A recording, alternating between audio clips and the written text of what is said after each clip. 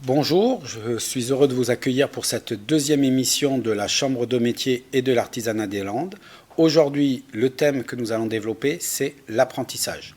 Pour parler de ce thème, je suis avec Monsieur Serge Vin, qui est directeur du service apprentissage. Donc, la question toute simple, toute bête, c'est qu'est-ce que c'est l'apprentissage? Alors d'abord, l'apprentissage, c'est un contrat de travail de type particulier parce qu'il intègre obligatoirement de la formation, et formation qui se déroule en entreprise principalement et dans un centre de formation pour apprentis. Alors, ça veut dire que n'importe qui peut être apprenti. Alors n'importe qui peut être apprenti, ça commence à partir de 16 ans jusqu'à 30 ans, mais aussi au-delà de 30 ans, dans des conditions particulières, notamment pour les travailleurs handicapés. Ça, on y reviendra un peu plus tard parce que c'est vrai que c'est une nouveauté d'avoir cet angle pour les personnes en difficulté. Tout à fait.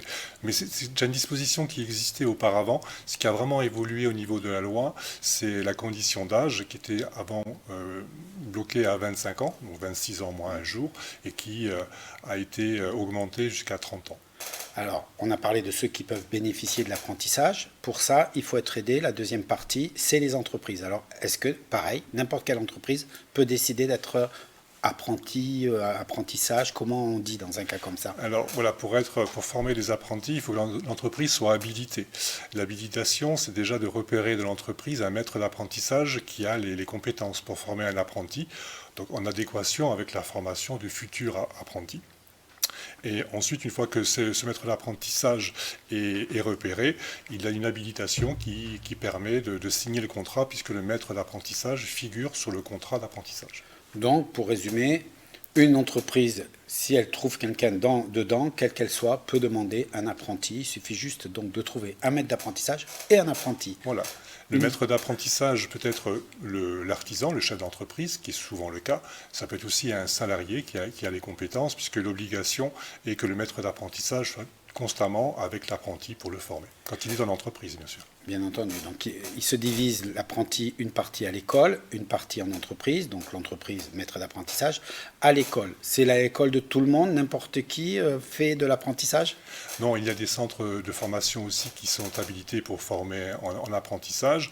Aujourd'hui, dans les Landes, il y a 6 centres de formation qui forment des apprentis dans différents secteurs d'activité, l'agriculture, l'industrie, le bâtiment, l'artisanat. Et il y a aujourd'hui un CRETA CFA qui est le centre de formation pour l'éducation nationale. Alors, vous avez été modeste quelque part, puisque vous n'avez pas parlé du CFA. La Chambre de métier de l'artisanat des Landes a son propre CFA. Vous pouvez nous dire quelle est sa fonction? Alors oui, la Chambre de métier et de l'artisanat des Landes gère un centre de formation qui accueille les apprentis, principalement pour les métiers de l'artisanat, pour l'automobile, l'alimentation, les services, mais aussi pour les filières commerce. Il y a combien j'allais dire, de filières? Justement, vous parlez de filières. En allant un peu plus loin, c'est vraiment très panel. Il faut être artisan. C'est vraiment les métiers de l'artisanat qui sont que dans ce centre-là. Oui, principalement les métiers de l'artisanat et ceux du commerce pour des CAP vente ou des bacs pro commerce, par D'accord. exemple. Donc, la Chambre des métiers a son propre CFA et en même temps, ce n'est pas la même chose, un service d'apprentissage. En quelques mots, qu'est-ce que c'est qu'un service d'apprentissage? Alors, les missions du service d'apprentissage, c'est de sensibiliser les jeunes au métier, à la formation et notamment à l'apprentissage, d'en faire la promotion. Donc, des actions que l'on mène de promotion des métiers de l'artisanat et de l'apprentissage. On a aussi des missions de développement de l'apprentissage, donc c'est d'aller dans les entreprises pour savoir si elles souhaitent former un apprenti, donc les informer des conditions. Et c'est aussi d'accompagner les jeunes à la signature d'un contrat, de les repérer, notamment ceux qui sont en difficulté, les jeunes qui sont ni en emploi, ni en stage, ni en formation, de les repérer et les accompagner s'ils ont une appétence pour les métiers de l'artisanat. Alors, on parle de l'artisanat depuis le début comme si c'était quelque chose de logique, mais je vais vous poser une question peut-être toute bête, mais pourquoi choisir l'artisanat plutôt que d'aller à l'école? Alors, pourquoi choisir l'artisanat? La première question auquel il faut répondre, c'est que quand on choisit l'artisanat et l'apprentissage, c'est que la formation doit déboucher sur un emploi.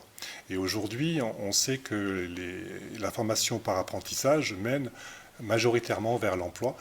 On est dans une situation économique qui est aussi très favorable. Les entreprises cherchent à recruter des jeunes peinent des fois à trouver de la main-d'œuvre qualifiée, et l'apprentissage est un bon recours pour justement trouver et former les futures compétences de demain dans les entreprises. Donc aujourd'hui, par l'apprentissage, on peut se former à tous les métiers, pratiquement à tous les diplômes, et qu'un jeune qui commence par un CAP peut continuer sa formation vers un bac pro, vers un BTS et autres. Donc voilà, en résumé, l'apprentissage mène vers l'emploi, et ce qui est quand même la finalité de la formation. Donc ça mène vers un emploi avec des compétences, puisqu'on a touché au métier, on n'a pas que la théorie. Alors on va aller voir ça avec David Treta à Lorède, qui a un garage Citroën et qui va nous expliquer comment tout ça fonctionne. À Lorède, petit village de la Chalosse, le garage Treta emploie 2 salariés et 2 apprentis. Pour David Treta, gérant de l'entreprise, accueillir et former des jeunes apprentis est quasiment une mission de service public. Il faut faire découvrir le métier, quoi. Déjà que pour trouver des ouvriers, c'est très dur, donc, surtout en mécanique. Vu les nouvelles technologies, on ne peut plus dire que c'est de la mécanique pure. Donc c'est beaucoup de recherche de panne, électronique, et voilà, quoi. Après il faut leur faire découvrir, quoi. Daniel et David, les 2 apprentis, se forment donc auprès du gérant de l'entreprise. Pour David Gaston, qui termine sa 3e année de bac pro, l'apprentissage est selon lui le meilleur moyen pour se former. Mon père, il m'a toujours appris que le meilleur moyen d'apprendre, c'est sur le tas.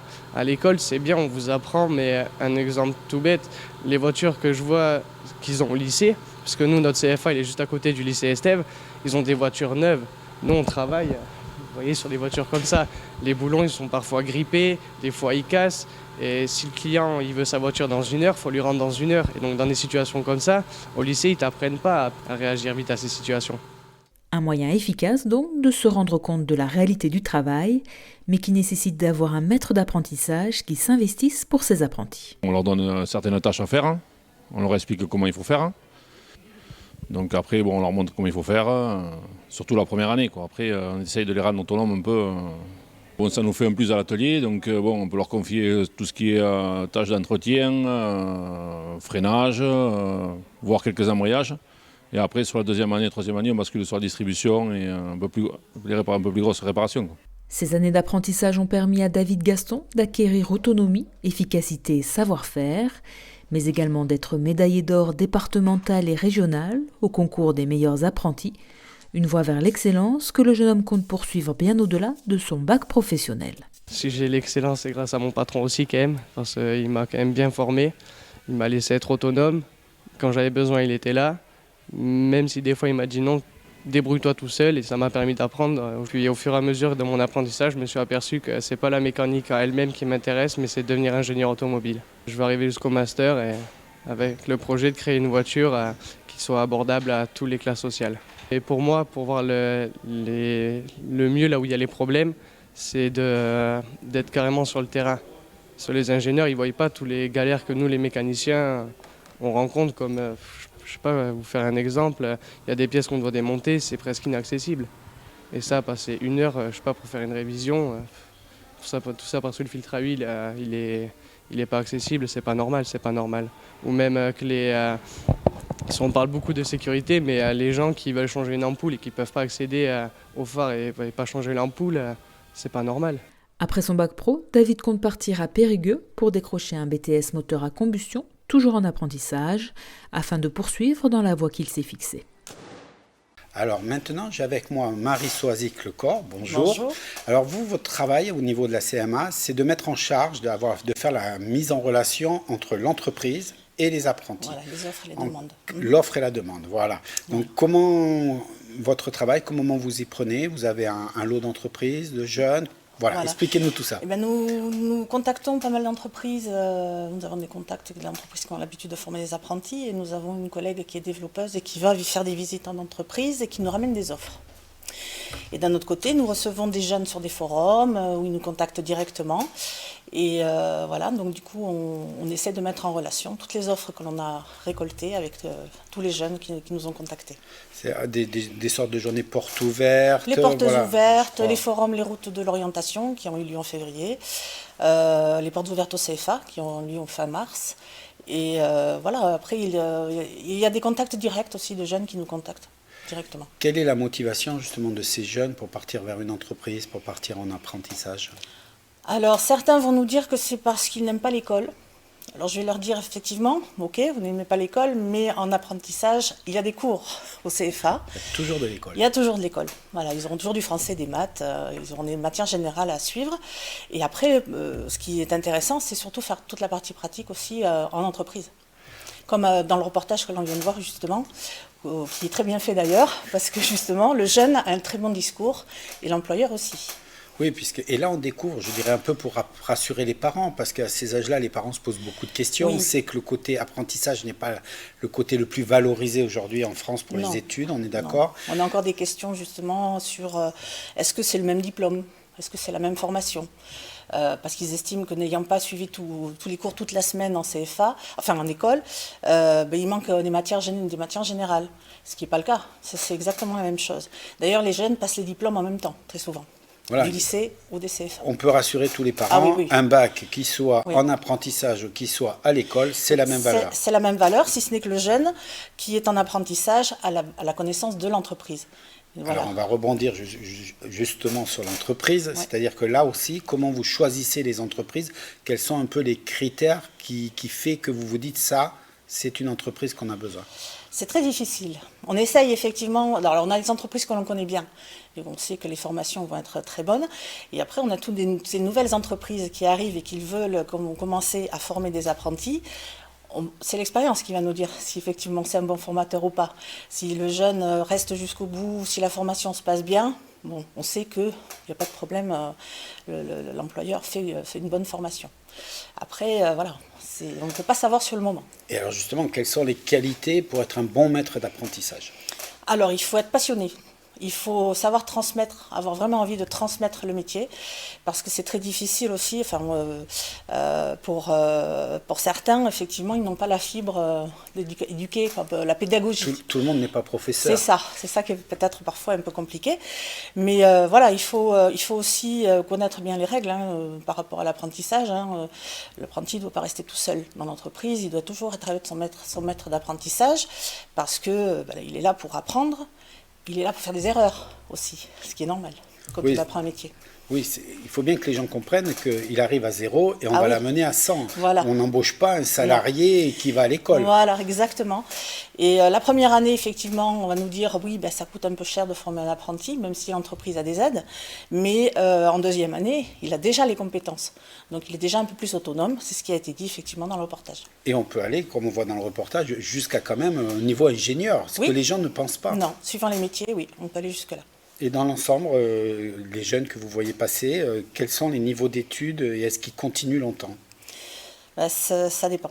C'est une question piège. Il n'y a pas de règle. Il n'y a pas de règle, ça dépend vraiment de l'enfant. Nous, on va dans nos formations, là, on va jusqu'au BTS.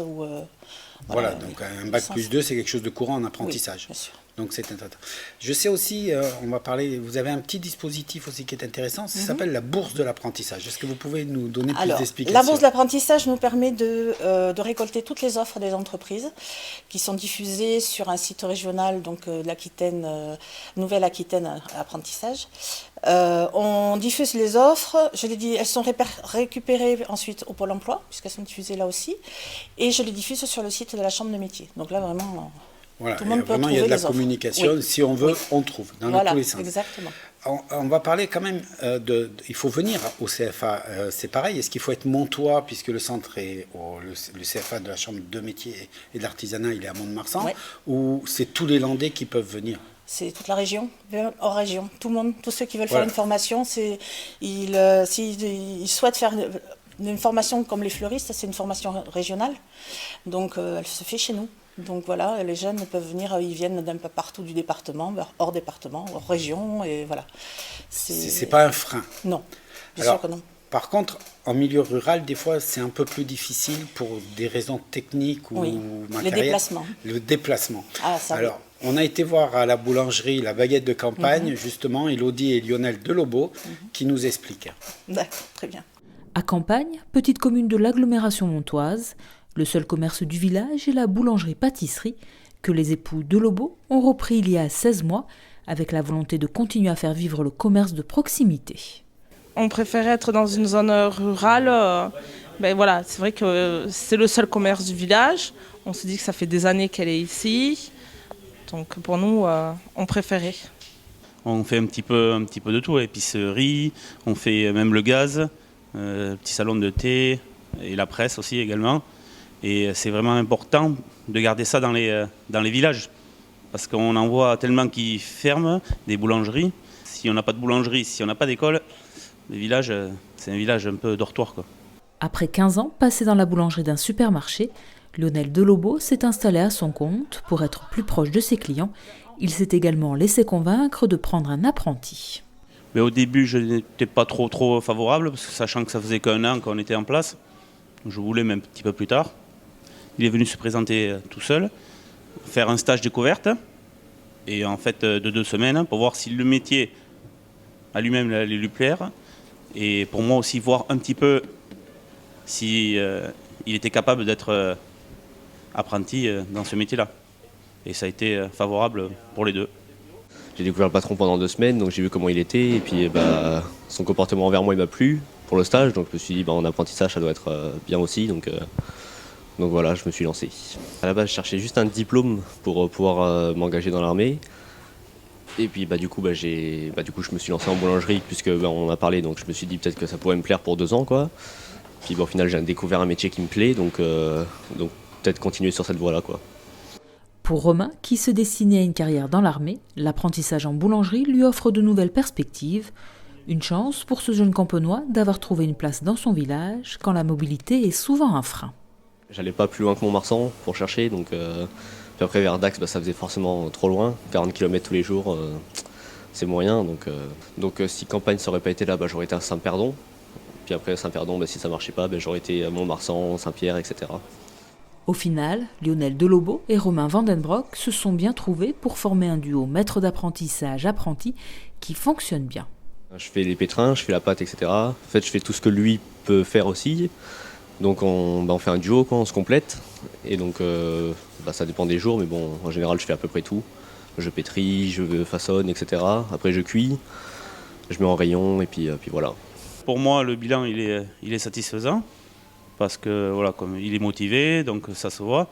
Donc, et après même ça m'aide dans la boutique. Parce que du coup je peux me détacher un petit peu plus et faire plus de pâtisserie. Il me prend du temps quand même aussi. Voilà. Donc des fois, par moments j'en gagne, mais bon, il y a aussi du temps passé avec lui pour lui montrer les choses, ce qui va pas. D'où l'importance de bien choisir son apprenti. Et pour l'apprenti, de trouver la bonne entreprise et le bon maître d'apprentissage pour que l'un comme l'autre puisse s'épanouir dans son métier ou dans sa formation. Alors, pour continuer, je suis avec Sonia Narvalas. Bonjour. Alors, vous êtes développeur de l'apprentissage de la CMA. Alors, en quelques mots, à quoi ça consiste ? Alors, mon travail consiste à aller voir les artisans hollandais pour les métiers du CFA de Mont-de-Marsan pour qu'ils prennent des apprentis. Donc vous rentrez dans une entreprise au hasard et vous demandez à voir le responsable. Alors moi je prospecte des entreprises qui ne forment plus depuis 1 an, 2 ans ou 3 ans et qui n'ont jamais formé. Donc j'ai des listings, je prépare mes visites et j'y vais comme ça sans rendez-vous. Sans rendez-vous. Oui. Donc là vous demandez le chef d'entreprise. Oui. Pourquoi avoir un apprenti ? Ça serait bien pour son entreprise. C'est ça. Voilà. Et en fonction de ce qui me répond, j'argumente. Alors, quels sont les arguments ? Si vous vouliez me convaincre d'avoir un apprenti à TV-Land, qu'est-ce que vous m'expliqueriez ? Qu'est-ce que vous me donneriez comme argument ? Alors, je lui dirais que l'apprentissage, c'est une façon de transmettre un savoir et des techniques de métier qui se perdent. Que l'apprentissage, ça valorise aussi un salarié dans l'entreprise sur ses compétences et son savoir-faire, puisqu'il peut être maître d'apprentissage, c'est qu'il est habilité et qualifié et qu'il peut transmettre son savoir à ce jeune. Ça devient une référence d'être maître d'apprentissage, si je comprends bien. Oui, et ça valorise énormément le salarié de l'entreprise. Alors, qu'est-ce que vous trouvez ? Quelles sont les plus grosses réticences que vous avez de la part des entreprises ? Qu'est-ce qui les bloque ? Alors, ce qui bloque souvent, c'est qu'ils vont perdre du temps à le former et que ça peut leur coûter cher. Alors, mon travail est aussi de leur donner des informations individuelles sur les aides auxquelles ils ont droit et au salaire de l'apprenti en fonction de l'âge et du diplôme que va faire le jeune. Voilà, donc au niveau salaire, si on résume, bien sûr que ça va coûter un peu d'argent, mais vous pensez qu'il le retrouve largement. Ils le retrouvent largement. Alors la première année, déjà l'aide qu'ils ont couvre pratiquement tout le salaire pour le jeune sorti de 3e. Ensuite, il va, au fur et à mesure, ça monte un petit peu, le salarié salaire monte donne un peu petit plus, peu. mais le salarié, lui, est plus compétent. Donc Voilà, il fait après plus de le jeune travail. est vite autonome. Par exemple en mécanique, en 2-3 mois, il savait faire les vidanges, changer les plaquettes, les pneus, donc tout ce qui est petite mécanique, ils le font vite. Donc l'artisan gagne de l'argent rapidement finalement avec l'apprenti. Et cet autre argument, comment vous contrez le fait qu'ils vous disent « oui, mais je vais perdre du temps ». Mais en général, je leur dis que transmettre un savoir, ce n'est pas une perte de temps, c'est valoriser un métier. Oui, mais comment ils peuvent le comprendre, puisqu'eux, ils sont dans leur business plan, on dira il faut qu'ils rendent du chiffre, donc valoriser un métier, parce que c'est vraiment quelque chose qui les intéresse. Mais moi, souvent, je leur rappelle aussi que s'ils ne forment pas d'apprentis, ça va être compliqué dans quelques années pour le recrutement et pour la transmission de leur entreprise, parce qu'à force de ne plus former, il n'y aura plus de main-d'œuvre, donc plus de recrutement, et donc plus personne qui pourra racheter leur entreprise. Là, vous abordez un autre point qui est intéressant, c'est que finalement, au bout d'un moment, souvent, les apprentis intègrent les entreprises. On n'en parle pas beaucoup, mais... Ils peuvent intégrer l'entreprise. Souvent, certains les forment leur recrutement. Ils gardent les jeunes, et au fil des années, le jeune qu'ils ont formé peut reprendre l'entreprise aussi. Ça arrive souvent, ou c'est vraiment des cas isolés? Non, c'est arrivé que des jeunes qui étaient apprentis ont repris l'entreprise. Et alors, là, on voyait qu'on était dans une entreprise, dans le reportage, en milieu rural. Oui. Il y a plus de difficultés avec le problème de la mobilité, justement, parce qu'on a des jeunes. Là. Mais la mobilité, en fait, c'est surtout le problème en milieu rural. Il y a des villages où il y a un bus le matin, un bus le soir. Et l'entreprise ne va pas forcément non plus faire les horaires du jeune en fonction des horaires du bus. Parce que les horaires d'entreprise ne sont pas du tout calés aux horaires du bus. Alors comment on peut justement arriver, là on voit que ça a matché, comme on va dire hors caméra, oui. Comment on arrive à faire que ça matche justement malgré cette difficulté-là? Mais déjà il y a des jeunes qui arrivent à se déplacer, à trouver le moyen de se déplacer. Souvent il y a de la famille qui travaille autour, donc, ou dans d'autres villages, donc ils peuvent se faire amener par une tante, ou certains sont logés par les grands-parents la semaine. Donc voilà, en milieu rural, en général, il y a l'entraide qui fait aussi que ça matche facilement. Voilà, donc il faut bien dire aux entreprises que ce n'est pas un argument. Ils peuvent très bien, s'ils cherchent, et ce n'est pas un vrai argument. Voilà, c'est un argument pour vous dire non. Voilà. Hein, pour vous, vous ne l'acceptez pas. Non. Voilà. Pas celui-là. Pas celui-là. Il y en a d'autres, alors lesquels vous acceptez? Pas trop, finalement. Quand ils me disent non, non, ça ne m'intéresse pas, je n'ai pas d'argument. Mais des fois, ils disent non sur le moment, parce que déjà, ils sont en train de travailler, je les dérange. Hein. Mais 2-3 jours après, voilà, comme là, ça s'est passé. Jeudi, j'étais sur Souston, tout le monde a dit non. Et finalement, aujourd'hui, j'ai eu un appel, ça match. Et des fois, l'année d'après, ils se disent que finalement, oui, ils vont prendre un apprenti. C'est pas si mal. Ouais, c'est super bien. C'est super bien. Oui, excusez-moi, je n'ai pas utilisé le bon terme. On va faire un peu, là, vraiment pour vous, l'apprentissage, c'est la transmission du savoir? Oui, c'est la transmission du savoir. C'est vraiment la partie la plus importante. Oui. Voilà. Alors, on a été voir des maîtres d'apprentissage pour voir s'ils sont d'accord avec vous. Normalement, oui. Il est très important de transmettre le métier. Si les pâtissiers, par confort, ne prennent pas de jeunes, c'est une profession qui, à terme, ne pourra pas survivre. Donc voilà, on prend le temps, on forme les jeunes, on transmet, on divulgue. Et en général, on est très heureux de faire ce type de travail, quoi. Notre choix, c'est d'avoir un mécanicien qui soit formé avec nos valeurs d'entreprise, avec notre façon de travailler, nos techniques et sur nos matériels. Et comme c'est un mécanicien performant, on en fera un technicien. Le but, en général, c'est de former un apprenti et après d'avoir une embauche en suivant. Ça, c'est l'objectif normalement de l'apprentissage. Donc maintenant, une nouvelle invitée. Bonjour. J'ai quand même de la chance, j'ai beaucoup de monde qui vient me voir, ce qui montre que l'apprentissage est quelque chose quand même, un sujet vaste et important. Oui. Alors, vous êtes Valérie Rondeau, vous êtes conseillère en insertion à la CMA. Qu'est-ce que c'est une conseillère en insertion? Alors, je suis spécialisée conseillère en insertion professionnelle et je m'occupe particulièrement d'un public très spécifique, qui est un public de jeunes de 16 à 26 ans, qui est sur le moment sans solution, donc ni en scolarité, ni en formation, ni en emploi.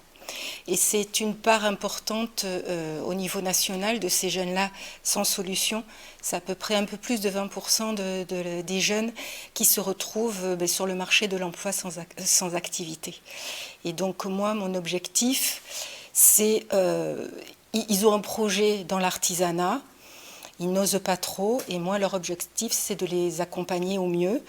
À travers le travail de ma collègue Sonia, qui est développeur, qui va chercher les offres. Moi, c'est de leur mettre confiance, de préparer leur projet, de valider le projet, de le confirmer à travers des stages en entreprise et pour aboutir idéalement à un contrat d'apprentissage. Voilà. Donc ces jeunes-là, c'est soit des jeunes diplômés, mais qui se retrouvent sur le marché de l'emploi et qui se retrouvent sans activité, ou alors des jeunes qui ont décroché du système scolaire. Vous en avez parlé tout à l'heure, qui ne souhaitent plus mettre les pieds à l'école pour des raisons personnelles, et qui ont envie de mettre un pied dans le milieu professionnel. Et l'apprentissage correspond parfaitement à ces besoins-là. Ce qu'il faut bien comprendre, si je déchiffre bien ce que vous venez de me dire, c'est que ce n'est pas des jeunes, des cas sociaux, comme on pourrait dire. C'est vraiment des gens de tous les jours qui, pour une raison A ou B, ont arrêté ou sont sortis du cursus standard. Voilà, exactement. Il y en a, pour un coup de tête, qui ont abandonné l'école, ce qu'on appelle les décrocheurs.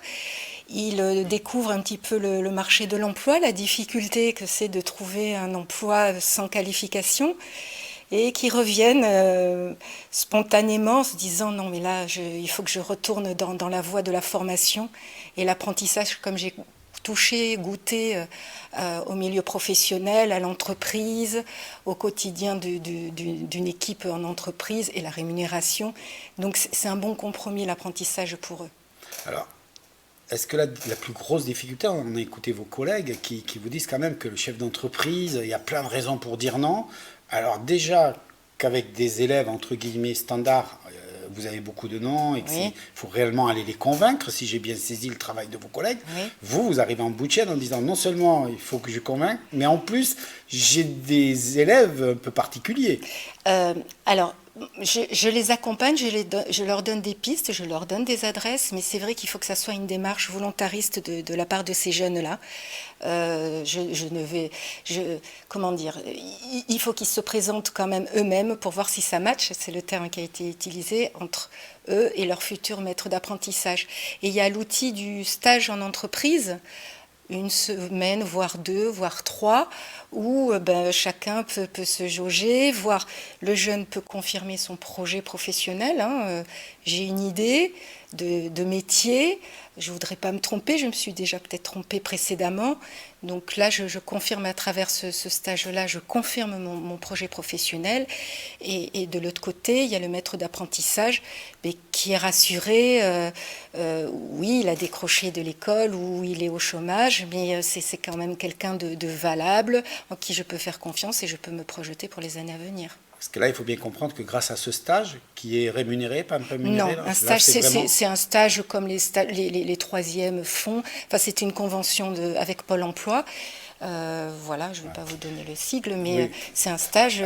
Ce stage permet justement au chef d'entreprise qui a eu un peu de feeling au moment où le jeune s'est présenté, de se dire, bon, je teste. Exactement. Et il peut être rassuré, justement, en disant... tu sors pas de l'école, tu as eu quelques petits moments de galère ou une réflexion qui me dit que tu vas pas encore changer de projet. Donc ça permet effectivement de se conforter.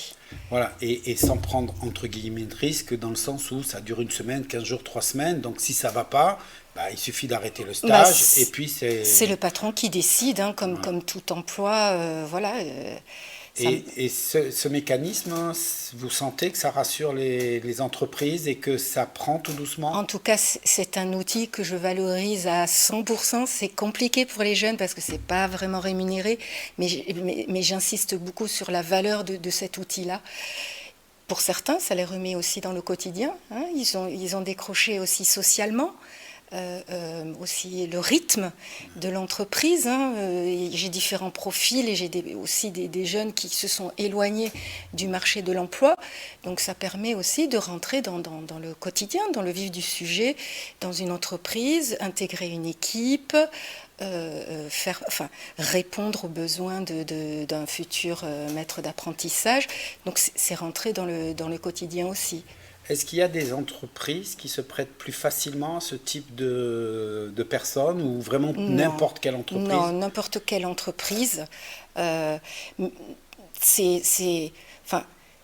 une sorte de période d'essai un petit peu, même si sur le contrat d'apprentissage, il y a une période d'essai, mais ça permet voilà, j'ai quelques interrogations, je ne connais pas le jeune, le feeling. Oui, voilà, ça matche ou pas. On peut vraiment dire que c'est le feeling, ça permet de tester un feeling qui, au lieu d'être en 1 heure d'entretien, ça nous permet de faire un entretien d'une semaine, 15 jours. Voilà, et le reportage l'exprime complètement, le reportage chez M. Delobo, le boulanger. C'est un jeune que j'ai accompagné. Au début, comme il l'exprimait, il voulait intégrer l'armée, mais pourquoi pas la boulangerie? Mais j'ai dit, fais un stage. Il a trouvé donc dans son village le boulanger qui a bien voulu le recevoir lors du stage. Et ça matchait. Voilà. Et voilà, et ça rassurait les deux parties. Donc et là maintenant, c'est un contrat d'apprentissage et ça se passe très très bien. Alors, on sent bien que vous êtes dans un système un peu particulier quand même. C'est ciblé, un public très ciblé. Voilà. Alors, est-ce qu'on s'adresse à la Chambre des métiers ou il y a là aussi un service ciblé?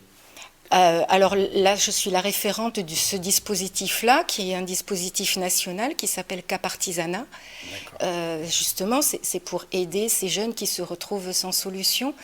Et donc, je suis la référente. On veut vous contacter. On peut me contacter au service de l'apprentissage, les collègues ou avec les partenaires aussi qui interviennent, avec qui je travaille en collaboration. Et c'est un accompagnement personnalisé. Voilà. Chaque cas étant différent, oui, tout à fait. Vous réagissez, on vous contacte et vous faites du mieux possible pour correspondre. Je réagis aux besoins. Voilà, donc pour aujourd'hui, vous avez fait un petit tour sur l'artisanat. On va parler des temps forts qui vont se dérouler au mois de mars. On a beaucoup parlé de projets. Vous avez des portes ouvertes faites par les ton projet au centre de formation au métier de l'artisanat des Landes à Mont-de-Marsan le 28 mars, excusez-moi, parce que c'est un samedi, de 9h à 16h. Après le deuxième temps fort, il va nous amener à Tartas, au Café des Arceaux, le jeudi 12 mars, où vous aurez la réunion mensuelle du Club des artisans créateurs. Alors vous pouvez y aller, c'est libre, allez découvrir une réunion, ça vous permet de rencontrer des collègues, ça vous permet d'être informé, de partager vos expériences, n'hésitez pas. La deuxième chose, la troisième temps fort, c'est vous êtes micro-entrepreneur, vous avez un projet, vous voulez vérifier si ce projet est adapté à votre micro-entreprise. Vérifiez-le, vous pouvez suivre une formation et obtenir les premières infos. Ça se passera le 16 et le 17 mars à la CMA de Mont-de-Marsan ou le 23 et le 24 mars à la CMA de Dax. Vous allez à l'accueil de votre CMA et vous vous inscrivez. Voilà, vous pouvez toujours retrouver toutes ces informations sur le site de la CMA, dans le magazine Le Monde des Artisans, bien entendu sur tous les réseaux sociaux où nous sommes. N'hésitez pas à nous contacter. Le mois prochain, nous vous parlerons de la mobilité européenne. À très bientôt, bonne soirée.